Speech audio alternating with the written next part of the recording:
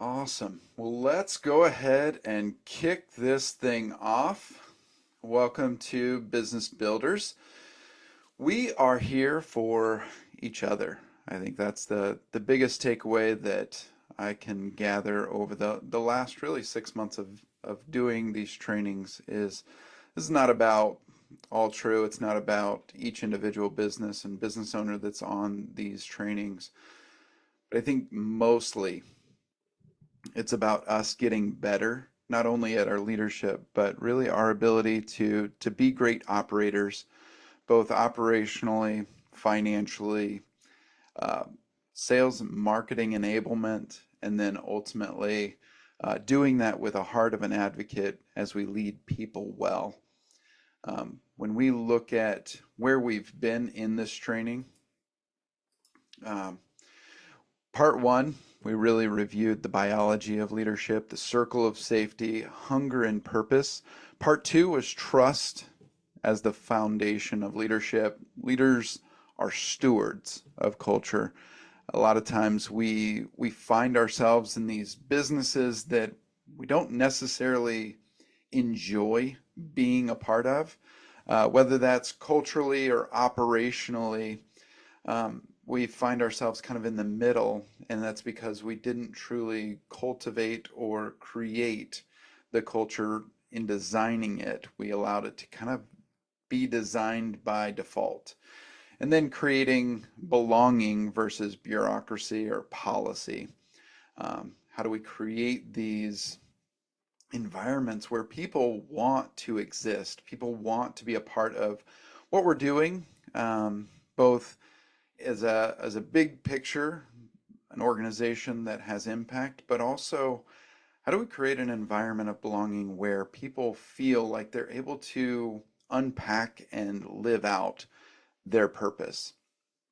And then last week, in part three, we were putting the team before self and the cost of selfish leadership.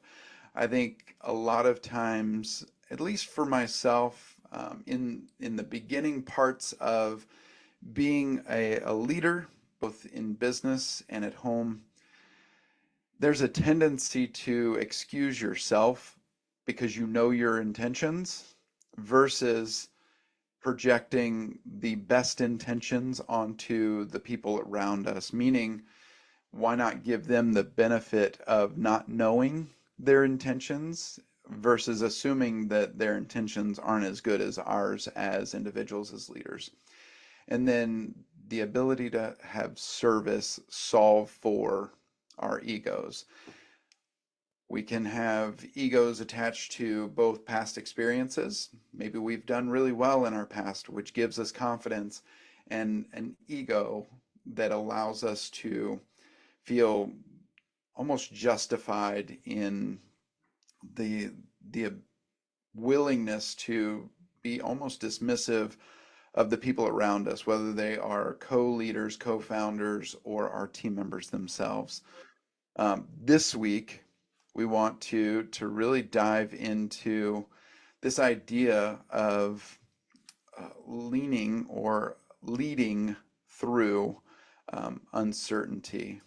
Whether we want to understand it at a deeper level or not, we have to at least acknowledge that as business owners, as leaders, there's a lot of uncertainty in our world.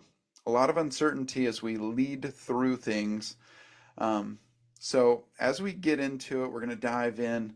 But before we do, I want to give a little bit of a reflection on the activity that I left you with last lesson, which is this idea of an empty plate. The purpose that we want to launch into is the difference between serving self and serving our team or serving others. I know for myself as a leader, both inside and outside of my home, our mission is clear. We're here to serve and we're happy to help. I want my kids, I want the people around me inside of my environment to know that I'm here first to serve. If in my service I'm helpful, that's even greater.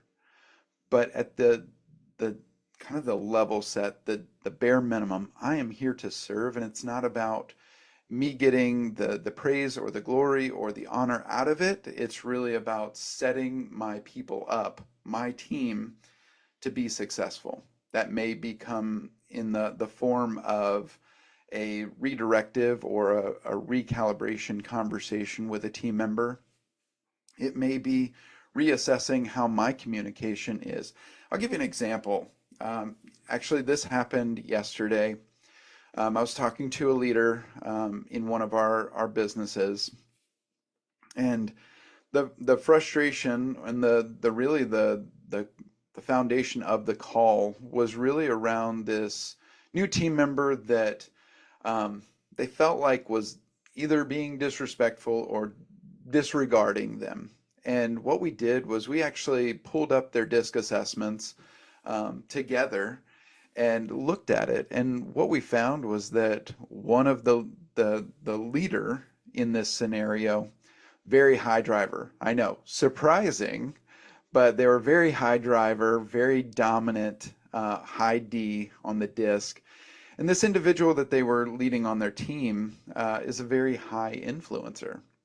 They have two different languages. One speaks in bullet points, one speaks in very elaborate stories, and they seem to miss each other because one wants to share all the context that the high D does not necessarily need on the front end of making decisions.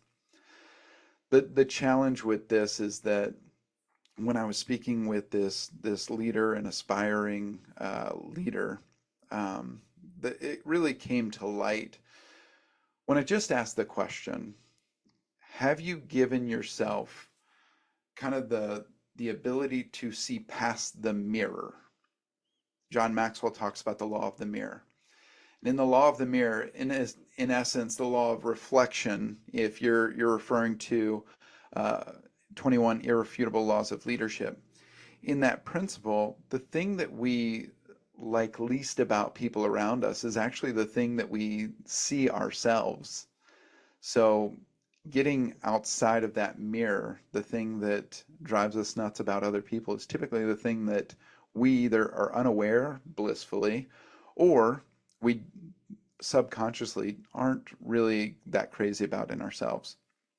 But our reflection in this activity was, what's one way you could eat last as a business owner or a leader in your role?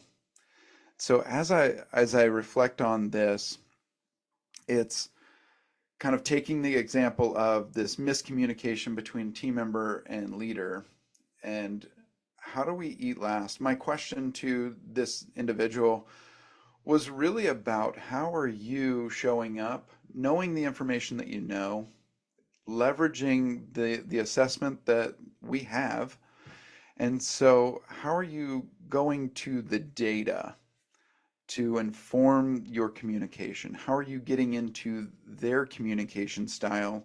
And ultimately, how are you training your team members to communicate to you? The resolution for this leader to team member was really something that I've executed a number of times with team members. I professionally, I'm an HR. What that I work with a lot of stabilizer, analyzer types. I'm a very high driver, high D, dominant personality. But what I shared with this individual is that I will send an email. So if I'm looking for a recap email of, maybe it's a client case or an HR situation or scenario that we're trying to help navigate, I'll have them send me a recap of that. What I get largely is a lot of elaborate language, big paragraphs, big sweeping, contextually rich information.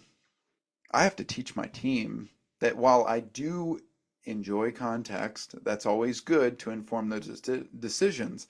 If you're going to write me 3 paragraphs, I'm going to reply to your email. Here's what I took out of each one of those, and this is how I want your emails to come through. Give me 3 bullet points of the captured information, and then if you still feel the desire, based on your communication style, to give me all of those paragraphs, great. If I need more clarity into those bullet points, I'll go to the paragraphs. But what I want to know what I need to do, take action on in 90 seconds or less. And then if I need to dedicate, 5 to 10 minutes getting more context, I can do that within the same email. But just teaching our people how to communicate with us, putting them before ourselves, helping them understand what success looks like when you're leading them, and then leading them well by addressing their natural communication style, but doing that in an informed way that they can understand that they can come to you for the meat and potatoes of this meal, and you want them to eat first while you eat last based on your position, your role, making sure and ensuring that they're eating the meal first. They're getting the good stuff off of the buffet before they feel like, well, I this is the way that I do things. You should just accept it. Really addressing them at the human level and where they are as a person. So let's jump in. Leading through uncertainty. If I could see a show of hands, digitally or otherwise, write it in the comments. If you've ever experienced uncertainty in your either leadership or uncertainty in your business. I think if we're all being very honest with ourselves, um, we we have experienced uncertainty. Leading through uncertainty. Leadership is tested most when the future is unclear. Anybody can steer a ship in calm waters. Let me hear an amen if that preaches to you. It's super easy to navigate the waters when there are no waves. And these are more of the exception than the rule as a leader, specifically as a business owner. True leaders guide people through the storm.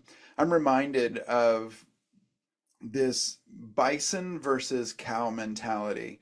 If you're familiar with the cow, the cow is, I will say, not dumb, but lacking intellectual prowess. They are a product of their environment. Typically, they are domesticated animals, even though they're raised outside on a farm. When a cow senses a storm, a cow will run away from the storm.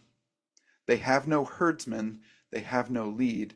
They are generally going to follow the crowd. So associate cow with crowd. They run away from storms versus the bison. The bison is a leader of the herd.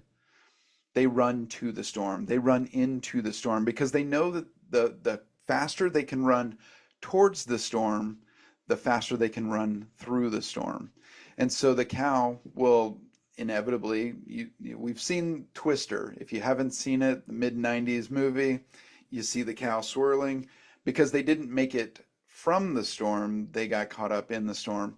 As leaders, we need to be able to be the bison in that leadership scenario. We need to run into the storm. We need to acknowledge that the storm is coming, but then be able to persevere through that choppy water, if you will. Effective leaders embrace uncertainty by modeling curiosity, asking questions of the situation, not asking questions of our people of the situation. The difference being that we're approaching these situations, these storms, with a spirit of curiosity, building trust through transparency, and fostering a culture of resilience and learning. How many, again, put in the comments answers if you have ever felt like you had to provide all of the answers, or that you felt either as a young leader or maybe an aspiring leader that you've had to fake it till you make it. I've got to know the answers so my team can have confidence in me. I have interacted with probably at this point hundreds of leaders that feel like they have to have all the answers. They have to be able to provide all of the resolutions and solutions to their team while going through these uncertain times. Leaders understand that adaptability, flexibility, and clear communication is vital when navigating the unknown. Let me say that again. Leaders understand that adaptability, flexibility, and clear communication are vital when navigating the unknown. The goal is not to eliminate uncertainty. That is not the goal of leadership, but to develop the capacity to adapt and find creative solutions within it. So, within that uncertainty, being able to not only identify it or acknowledge that, hey, we're in choppy waters. Everybody knows it. A couple of weeks ago, we talked about the fact that we have to acknowledge the thing that everybody knows, because whether they acknowledge it to you, they talk about it to you, or they don't, they know it. Whether they feel it subconsciously, consciously, or they're knowingly talking through it with other team members, they know what's going on. Because I'll give everybody the assumption that we hire smart people in our businesses. No one is going and saying, "Hey, I interviewed 10 people and the two that scored lowest on my ability to navigate their intellectual capacity for this position, I always go for the two because I love to change people." You don't do that. You hire for the best and brightest that apply to your roles. So, in that, we have to make sure that the goal is not to eliminate the uncertainty. That's going to come. It's going to come in waves, proverbially and literally. But we have to develop the capacity to adapt and find creative solutions in that uncertainty. So why does this matter to us as business owners? Here's the reality. If you've been in business for longer than 5 years now, you had to navigate the pandemic, whether it was virtual, whether it was brick and mortar. We all had to navigate it. The market shifted. We had customers that canceled, whether they went out of business or they canceled because they couldn't afford or weren't going to afford any longer our goods or services. Uncertainty is a constant in business ownership. If you disagree, you are probably well funded in your first 3 months of business. There's a lot of certainty when you're well funded and you're in your first 3 months. If you are outside of that, if you've welcomed another human outside of family, friends, you've created uncertainty in your business. You've now taken on 4.5 lives that are outside of your direct family that you're responsible for. Team members look to leaders, not for all the answers, but for confidence, honesty, and direction. One of the things that I talk to, and I meet with a fair amount of young men, specifically young men that are just getting started in leadership, primarily of their family. You as a young leader leading a person that, whether it's employee or at home, that's put their trust in your ability to navigate these murky, uncertain waters, you can either build trust through that or you can dilute trust through that. Meaning, you don't have to have all the answers. You don't have to charge the hill with 100% certainty when you're scared crapless. It's okay to be scared. It's okay to be uncertain. But your ability to communicate with confidence, honestly, and have a clear direction.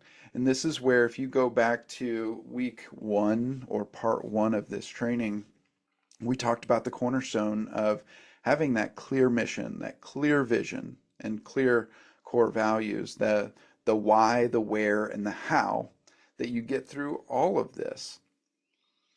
Team members look to those leaders for confidence, for honesty and direction. We have the ability to win or lose the room based on our ability to show up well for our team in these uncertain times. So, what leadership looks like in uncertainty: communicating openly, even when the full picture isn't fully known. if I can get honest feedback, there is a lot of times where we don't have the full picture, whether we're navigating a team exit or maybe we have a top 25 of our portfolio business that exit. Maybe it's one of those key clients that is in the top 25 of our portfolio that is kind of a linchpin to our success for this quarter, this year. They exit, and the picture is not clear. Communicating openly about that. What is our watermark? From a financial side, what's the benchmark? Okay, from a sales and execution side, what do we need to execute this month? What do we need to pull across the finish line to get to the benchmark? And then from an operations or human side, what do we need from our team? How hard are we paddling? Who needs to turn into a salesperson? I have throughout my career, whether it's been in sales and going into leadership or being in HR, going into sales, when you're a part of a small team, when you're part of a collaborative team, which we talked about in part two and part three, when you're in that collaborative team, you're going to dip your toe in other roles. So as a leader, when the picture's not fully clear, how are you communicating openly with the appropriate number or nature of transparency? Making decisions quickly. As high Ds, generally speaking, as business owners, business leaders, a lot of times I find that there's fast decisions versus quick decisions. The difference between a fast decision and a quick decision, I'm working with a business owner right now, and they tend to make fast decisions and then have to undo said decision in the subsequent days because they made a fast decision versus a quick decision. Making a quick decision is taking in all things that can be considered today, the known information, and making a decision, or at least in part a decision to provide direction, versus faking it till you make it, showing up with a fast decision. This is what we're going to do. This is what it's going to be. This is what it's going to look like. And then 6 hours into said fast decision execution plan, you realize that, oh my goodness, I didn't think through these other three things that maybe my cohort or my other leaders that are more analytical in nature might have been able to give me back a little bit of feedback and more context to make a quick decision versus just a fast one. And then modeling calm. I will tell you that high D, high I, this is a point of liability for those of you that fall into those quadrants on the disc. Modeling calm is not natural. When the threat, when the fight or flight is hitting you in your upper lobe, your frontal lobe of your brain, it is not natural to take a deep breath and calm. So modeling that under pressure, allowing your team to see confidence through the uncertainty, not fear and anxiety, and throwing everything against the wall and hoping something sticks, and just kind of making more storm and more lightning and thunder in the storm than the storm is actually providing.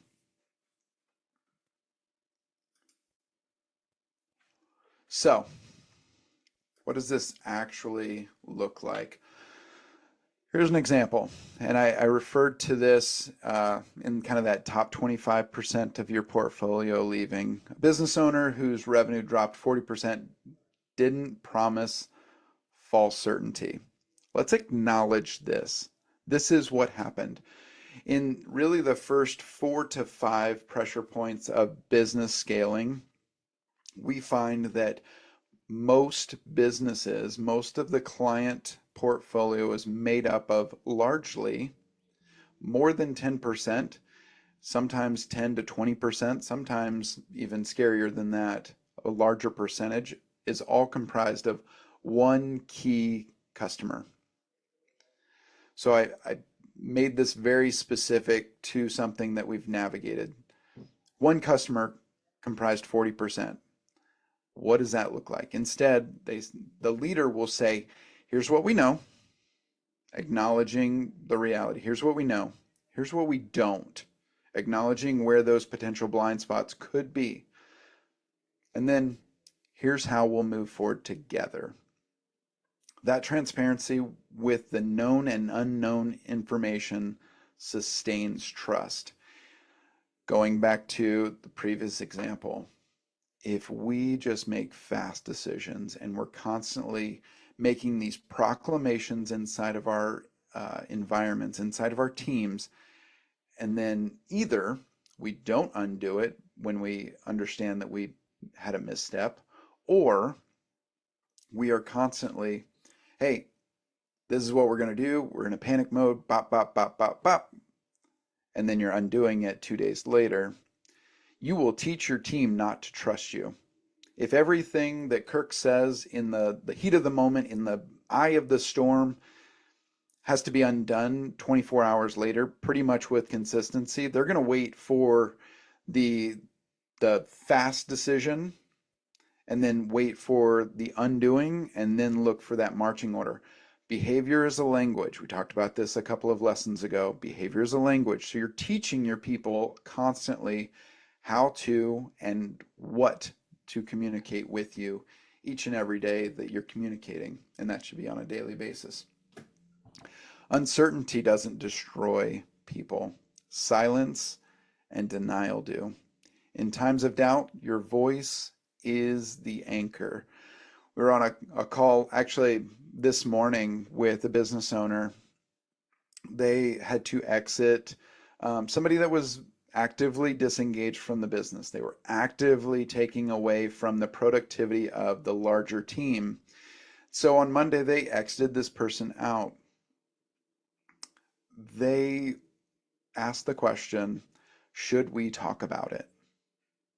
Meaning, do we even acknowledge that this person that everybody felt we'll call it the wrath of, do we acknowledge that they even existed?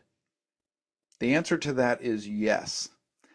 Since Monday, the exit Tuesday, Wednesday, we're now at Thursday, they're starting to see the outpouring of the debris, if you will, of what this person left in their tracks. People are starting to speak up when they felt silenced by the environment. And again, it wasn't the current leadership that they were silenced by, but it was their past experiences. As leaders, we have to acknowledge that we, in large part, we will be paying for the sins of previous leaders that they have fallen under. So as leaders, we have to acknowledge that maybe these people that we've hired have been battered and bruised by previous leadership that we're not responsible for. We're not directly responsible for the leadership that we didn't take over, but we are responsible for the outcome. We have to acknowledge, we have to accept where our people come in from. And a lot of times that's poor leadership. A lot of times the leaders that our team members work under are not showing up to trainings like this to get better at leadership. So we have to acknowledge those things. So how do we go back to part one in the cortisol piece of it? Reducing fear and cortisol by creating stability. We understand that cortisol is that fear or stress hormone. We control that. We control a large part of that release. Too much of it in the workplace makes people fearful, defensive, and disengaged, or even worse, actively disengaged, where they're trying to sabotage the business. When we have high levels of unnecessary or unjustified stress, we can create in our own rights these environments that people are constantly navigating and having to adjust based on their cortisol levels. I will say, coming from a psychology background, the large percentage of the population do not understand how to control the release of cortisol in their system. They are, unbeknownst to them, a victim of their own biology. As leaders, it's incumbent on us to create an environment, that circle of safety we talked about a couple of lessons ago. It's incumbent on us as leaders to reduce the cortisol by creating environments of stability and safety. The threats need to always come from outside the organization, whether that's market pressure, that's competitor pressure, that's whatever those things are. They should be coming from outside of the environment, not from within. And so leaders create stability by being consistent, demonstrating confidence, inspiring trust, and guiding others with clear purpose and unwavering commitment to that mission, vision, and core values. If you are on this training right now, and let's just say you have made it this far and you don't have a clear why, you don't have a clear mission of why your business exists, or maybe you don't have a clear vision. You don't have 10 years from now, this is where we're going to land. This is what I'm building from a legacy perspective. Or maybe you don't have core values. Maybe you have values, but you don't have core values. The difference being, values are something that you post on the wall, you post on the tailgate of your work truck, you post it on maybe your website. Core values are those 5 to 8-ish behaviors necessary to be successful in your environment. You're creating that behaviors inside of your world, inside of your business, that each team member needs to have and to hold and protect and to guide the actions inside of your business. What does that look like? Why does it matter? Reducing the cortisol by creating stability. Fear paralyzes creativity and problem solving. If you're here, you've probably heard the saying paralysis by analysis, or analysis paralysis, depending on which coast you grew up on. The reality is that almost 9 out of 10 of our team members are either high C, they're analytical, or high S, they're supportive, they're stabilizers, they're stabilizing force, which is a strength until it's not. So the fear or the cortisol response of each one of those personalities is judgment, situational. They're going to assess if they're an analyzer, or they're going to retreat if they're a supportive stabilizer type. They're that high S. They're going to retreat. So we have to create these environments that allow them to navigate fear and uncertainty with the ability and capacity to not grow paralyzed, to not have an inability to otherwise be a problem solver. In high stress cultures, employees are in survival mode, that fight or flight response that we know from psychology, protecting themselves instead of serving the mission. I would venture to say, if you are here, you have seen this play out inside of your business if you've been in business for longer than 12 months. You have seen employees that are truly in this survival mode, and they start to go into self-preservation versus having that fearless ambition to attack for the bigger purpose of the business. You may be here and you have a product, or maybe you're here and you have a service offering. You have a clear why you got into the business. But instead of your team members showing up to solve that purpose or attack that why, they go into everything is always falling. The sky is always falling. The Chicken Little dilemma. It's never a normal day. We were on a coaching call this week, and the business owner that we were on with said, "Hey, it's hard for me to navigate and share with you how my week is going because every day is different. That's scary. And it's not scary for the business owner, it's scary for the team members because there's no predictability, there's no anticipatory response to their week when uncertainty comes from the top. You are the highest performer in your business, whether you know it or not, whether you are the biggest output in your business. You are the top performer. You are the barometer that the thermostat is set at. A leader's job is to be the cortisol buffer. You are supposed to be that hedge of protection around your team that allows them to move with confidence into uncertainty. So we have to reduce that fear and create stability. I know I'm going a little bit negative in my examples, but I think it's really important that we attack uncertainty together. Oop, I don't want to draw.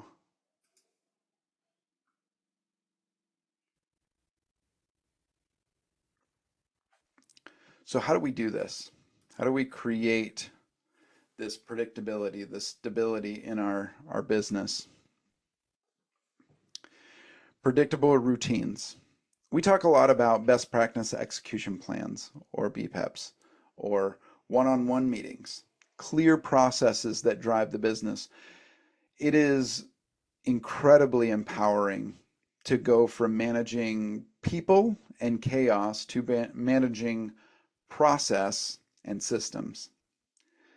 As you go from being a startup into more of that process creation mode in regards to kind of that third and fourth pressure point where you're moving from that kind of we are established, we have consistency, but we're at that 1 to 3 million in revenue mark. We have in between 4 and call it 12 team members on our team. We create this predictability, this stability with predictable routines. So maybe that's an all-team meeting or all-team huddle every morning. Maybe it's one-on-ones bi-weekly or monthly with our team members.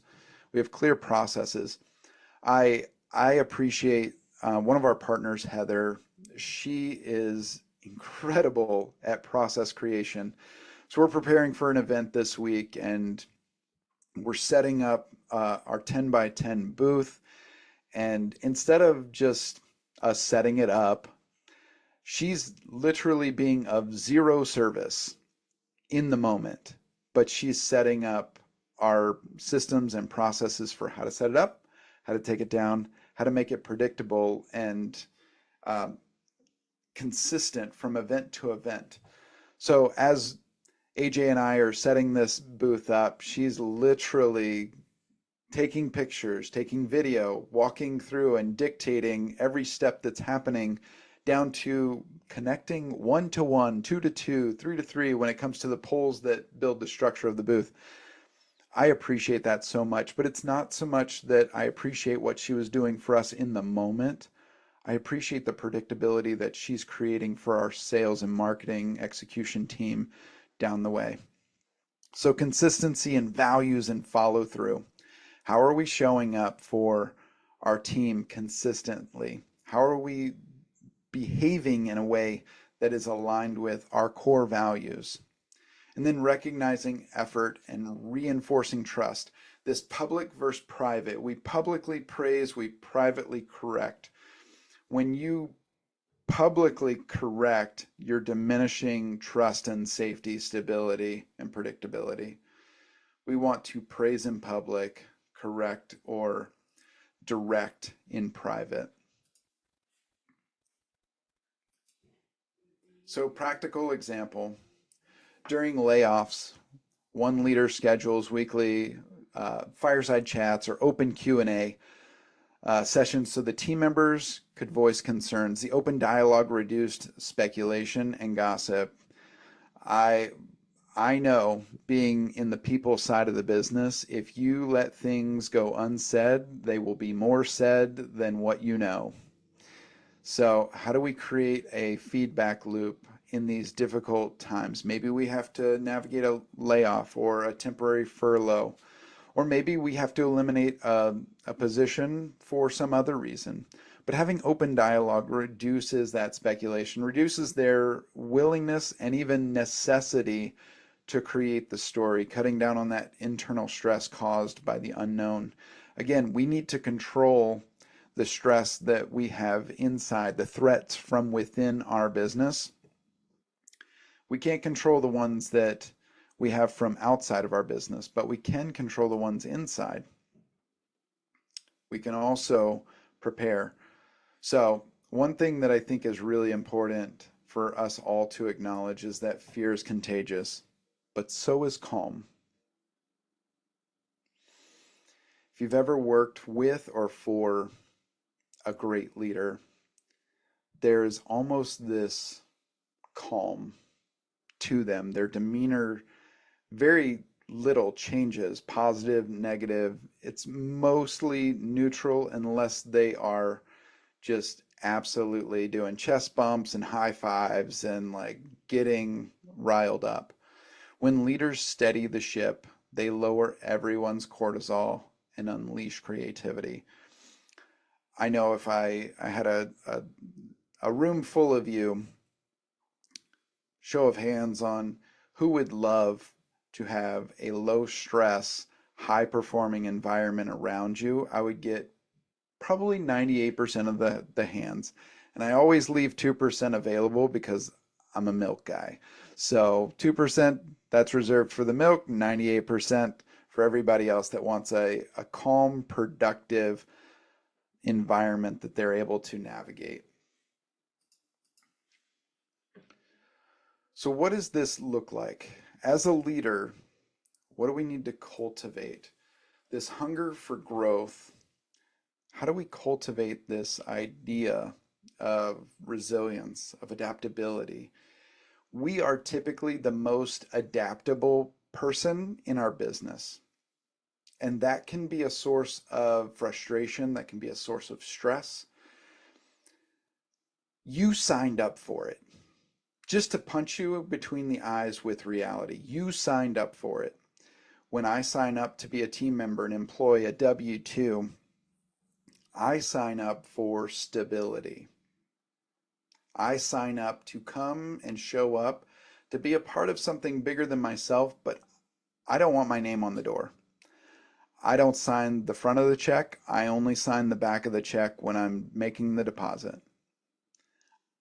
It's our job as owners to identify and come to a knowledge and acceptance that we signed up for the instability, the uncertainty. We knew that we needed to be adaptable and malleable to the things that come at us as leaders. So leadership hunger isn't about greed. It's not. It's about the relentless drive to learn, grow, and help the team adapt to change.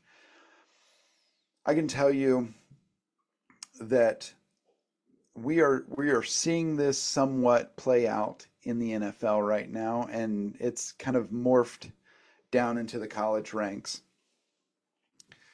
But Bill Belichick, arguably one of the greatest coaches ever to coach on an NFL sideline. Tom Brady, some call him the GOAT, arguably the best football player that we've ever seen grace between the lines. The combination of those two, it's not that one was the greatest coach and one was the greatest quarterback, because there's 52 other guys on that roster. The thing that made them great is their ability to not have a Patriot game plan. Most people don't know this, but the Patriots, and what made them successful for the better part of 20 years consistently, is their willingness not to have a Patriot philosophy for how to win a game. Their approach each and every week was dictated by the weaknesses of the competition. That's nuts. That creates and requires an adaptability and a willingness to not hold on to my ego as I know how to win football games. I know how to game plan. I know how to do this, this, and this better than anybody else.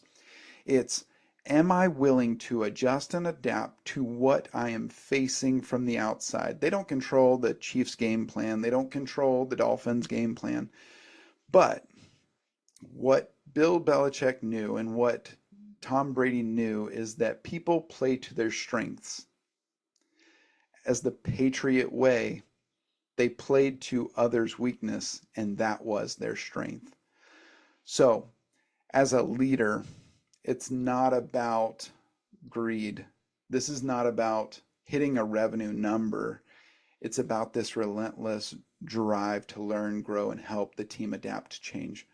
John Maxwell, one of my most favorite authors, mentors, somebody that he will probably never know the name of Kirk Jewell, but he has spoken to my team. He has spoken to my family in deep and profound ways that he will never truly understand. But resilient leaders don't wait for the storm to pass. They learn to dance in the rain. Be comfortable. Get comfortable with being uncomfortable. Get comfortable helping your team navigate these uncertain times, whether they're uncertain revenue seasons, uncertain client seasons, uncertain process seasons. There's a lot of creation that has to go on in the scaling and growth process. So the more you can get comfortable navigating and giving your people direction while also lending to their own creativity, the more speed you will pick up.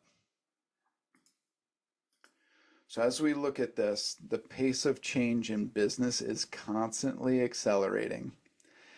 The same challenges that they faced in the first Ford plant putting together the Model T, when the total build for that car was less than probably 2,500 parts in whole, that same plant has more than 10,000 parts that they're navigating now.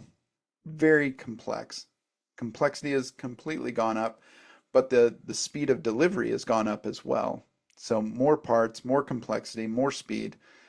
The pace of business is constantly in acceleration. Resilience and adaptability are a survival skill.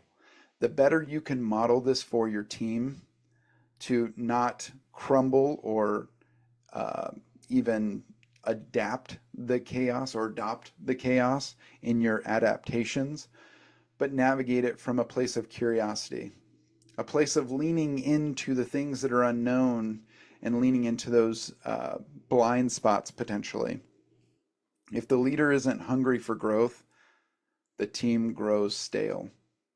If you are not pushing, if you're not growing, if you're not showing up to these calls to grow as a leader, as a salesperson, as an executor of finance, as a person looking to get better, your team will grow the same way.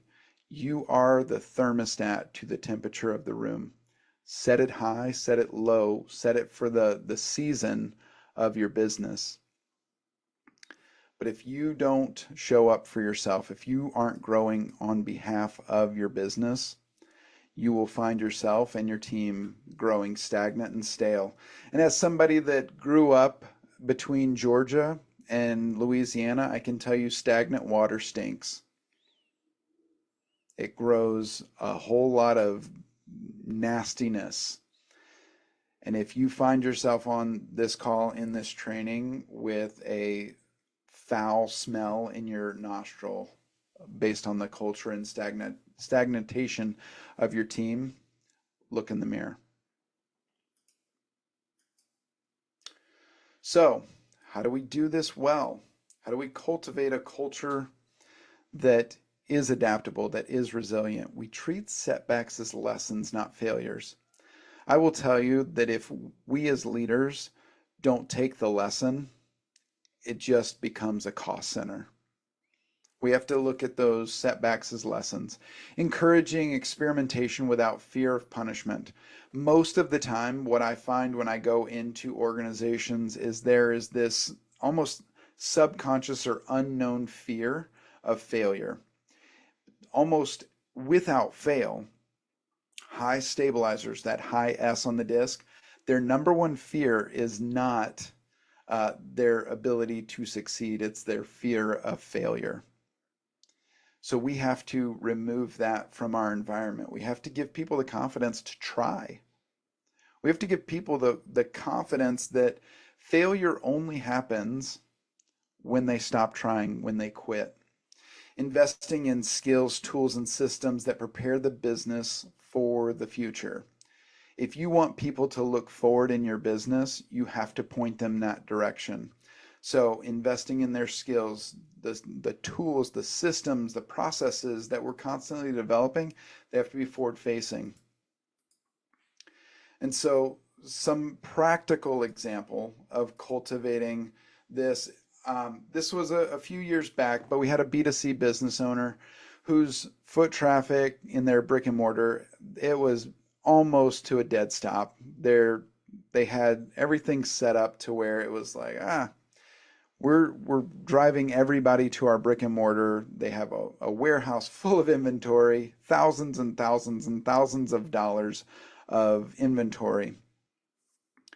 What we found was that we had a captive audience. They had a very niche industry that they were in, but they weren't getting any foot traffic. So we pivoted to live streaming, selling events on social media platforms. Their hunger to adapt pulled the team into a new growth mindset, and the creativity that we saw come out of this was incredible. We had people in finance, in accounting, that were leaning into these live events. And whether you as a customer ever knew that you were seeing Penelope on the call, you could see the hand of somebody from accounting and finance because they, as a team, started to collaborate at a different level.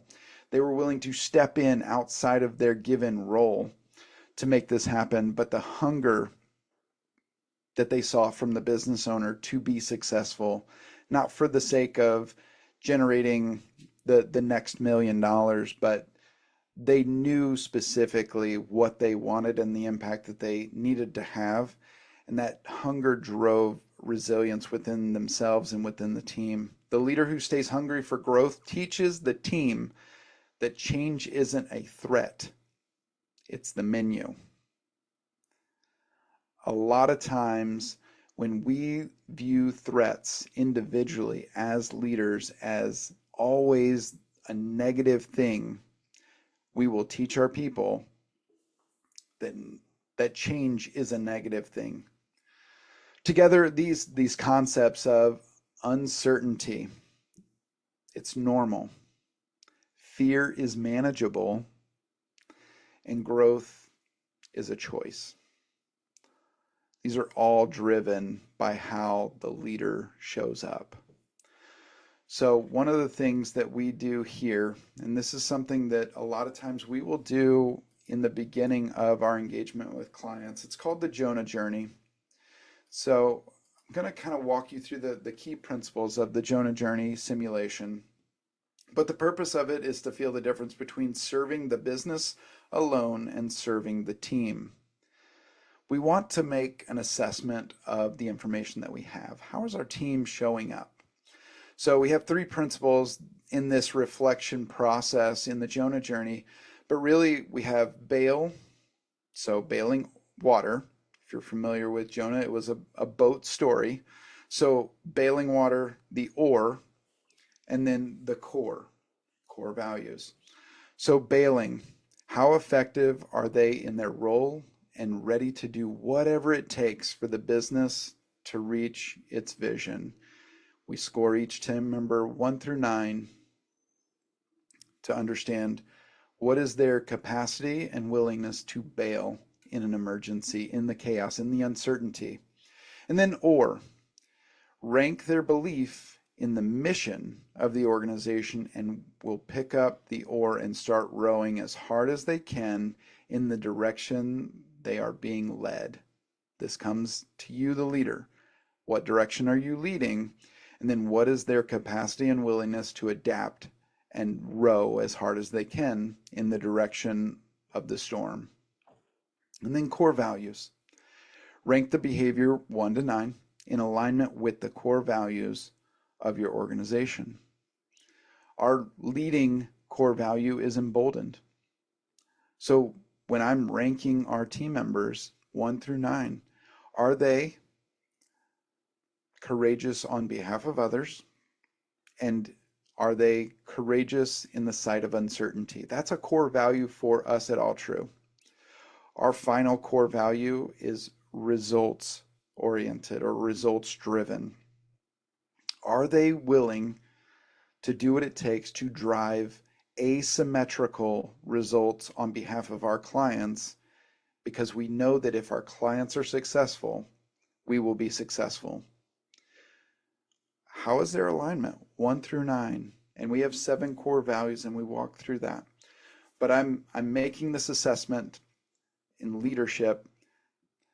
The key task for leaders is to develop their own capacity for change while fostering resilience and adaptability in others. So how are you modeling this in your own life, in your own capacity? How are you growing that? And then lastly, how are you modeling this to duplicate that capacity, that growth of capacity in the team around you? Last thing, what do we need to do with team communication? This is a question I get quite a bit, but this kind of goes back to our previous point regarding, do we communicate at all? Do we communicate what we think they want to hear? So inform the team promptly. Share that the role was eliminated due to a restructuring or whatever that example is. We want to do this well, but acknowledge the contributions of the departing employee or team member. Keep messaging consistent with what we shared in the termination meeting. Support morale. Encourage the team to focus on moving forward and reassure them about the stability where possible. Not pumping their tires, not fluffing their feathers, but be real, honest, and as transparent as you can be appropriately. And then provide clarity, because we know that with clarity comes confidence, and we want people to pick up the oar and paddle as hard as we need them to in the direction of the storm, but explain how responsibilities will be covered or reallocated. So this was part 3 of Leaders Eat Last. And I really want to, or part 4 of Leaders Eat Last. And I want to make sure that we're leading people well through all of these vast opportunities that we're afforded as leaders, as business owners, as we grow and scale our businesses well. Because I don't want any of us to take our business from 1 to 10 million only to find that we're leading a team that we simply manage. John Maxwell, and I've said this hundreds of times, but John Maxwell has a saying that I consider one of my favorite.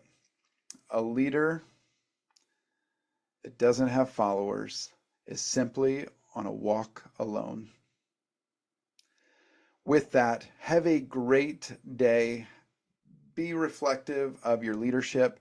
Put yourself in front of the mirror, but see past the mirror and how your people communicate. And lastly, but certainly not least, be others focused. Be willing to serve and there to help each one of your team members, each one of your customers as we grow and scale together. Have a phenomenal back half of your week. Thank you.